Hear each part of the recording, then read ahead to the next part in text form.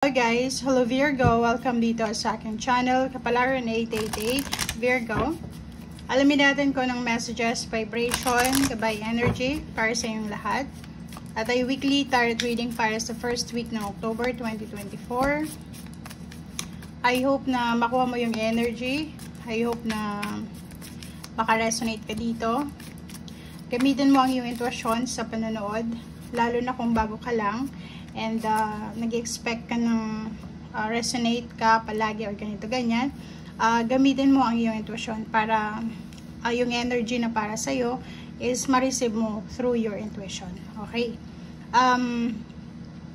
If matagal ka na dito sa channel ko, please stay. Okay? And maraming salamat sa patuloy na pagsusubaybay dito sa aking channel. And then sa mga bago, I hope na mag-enjoy kayo dito. Okay? Number 32, 5, flying, 3, love, blessing. Ang galing na ito, Virgo. 12 dogs, loyalty, and 21 books. Unahin natin itong flying and then blessing. Kung makikita mo dito, hindi ko alam kung ano yung areas sa buhay mo.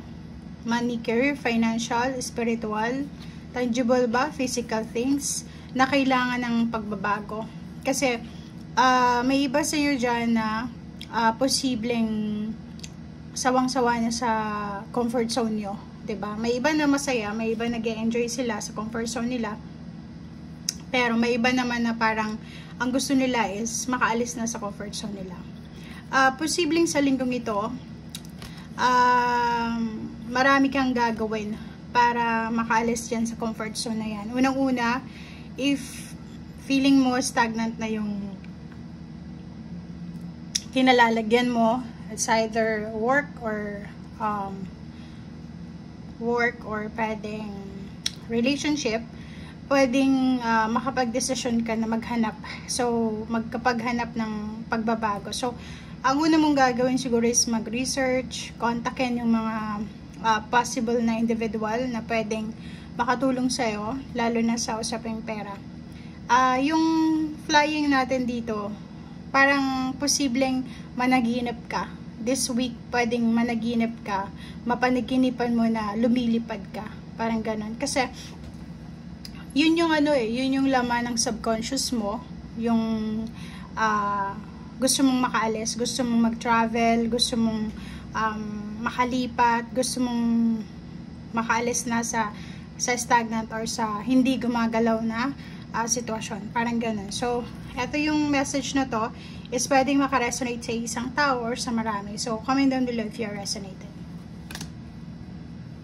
Okay, next naman is etong blessings.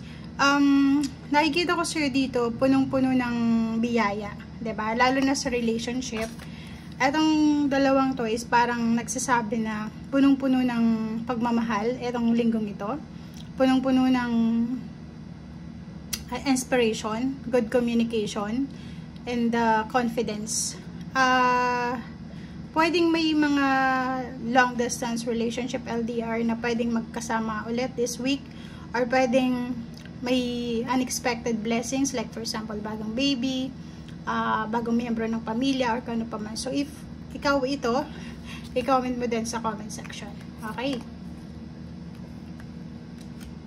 Okay, next naman is etong dogs, 12. So if halimbawa lang na, ito halimbawa lang ha, if medyo silosa ka, siloso, etong dogs na to, it's a confirmation or manifestation na hindi ka dapat nagsiselos or hindi ka dapat na nag-iisip ng negative towards sa relationship kasi nasa tamang relationship ka. So, ibig sabihin, hindi ka niya kayang, kasi loyal to eh. So, kung sino man itong karelasyon mo or kung sino man itong taong ito na pinagsasalosan mo, loyal na loyal siya sa'yo. Parang gano'n yung energy na sinasabi ng baraha.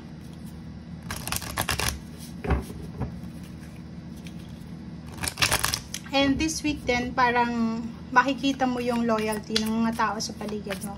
Makikita mo kung sino yung mga taong talagang naandyan sa'yo in good times and bad times. Kasi may mga taong nandun lang sa bad times, May mga taong nandun lang sa good times, may mga taong nandun sa good and bad. Okay? Navigating by the stars, follow your bliss. So, yun. If yun talaga yung gusto mo, diba? Like dito, gusto mong makaalis sa stagnation, or gusto mong maayos na yung takbo ng buhay mo, why not, diba? So, it's time na daw para i-navigate mo na yung stars, yung pangarap mo. Sundin mo kung ano yung nagbibigay sa'yo ng ligaya. Okay?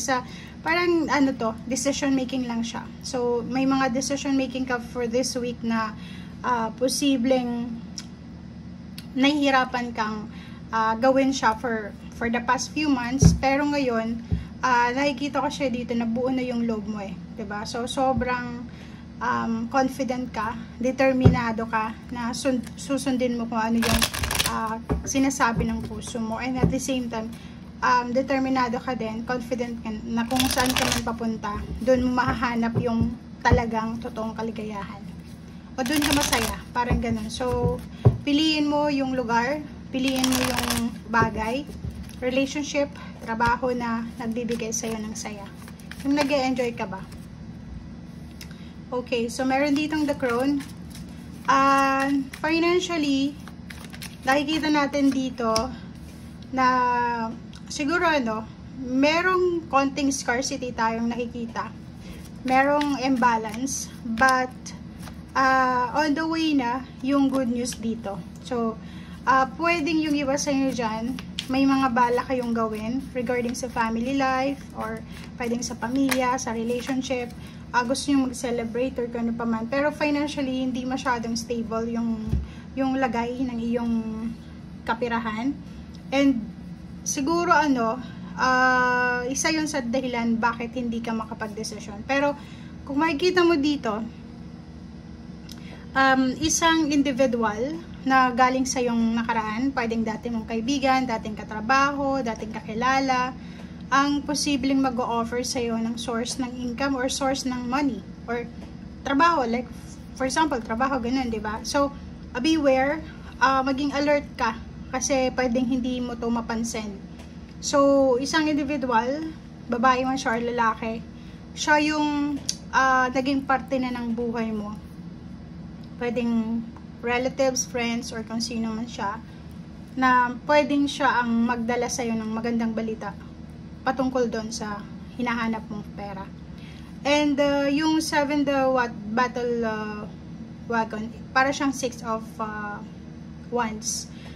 Sinasabi sa'yo dito na on the way ka na doon sa victory and success mo. So, kung may ginagawa ka ngayon, nag-aaral ka, or kung ano pa man, sinasabi dito na magiging successful ang result ng ginagawa mong sacrifices, yung pagpupuyat mo, yung pagtsatsaga mo ay magdadala siya ng emotional success, and at the same time pwedeng lump sum of money. So itong the 8, the crown na to is yung yung pagmamultitask mo, yung focus ka sa trabaho, magkakaroon ka dito ng parang satisfaction ba or positive outcome, parang ganyan.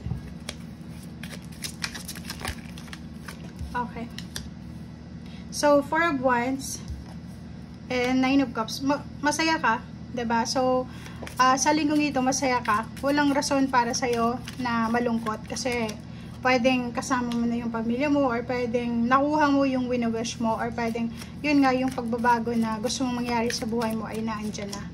Okay, so yun, maraming rason para maging masaya ka, maraming rason para mag-enjoy ka, maraming rason para makuha mo yung stability and balance, lalo na sa loob ng pamilya or sa loob ng trabaho.